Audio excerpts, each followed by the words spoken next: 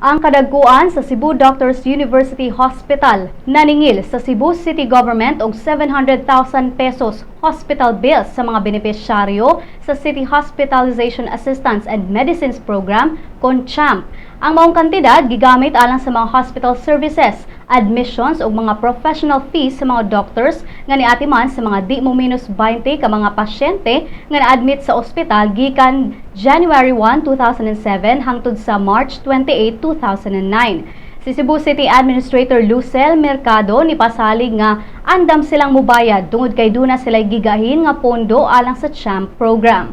Dugang niya, susihon sa Executive Department kung nganong wala dayon na bayran ang maong bayranan.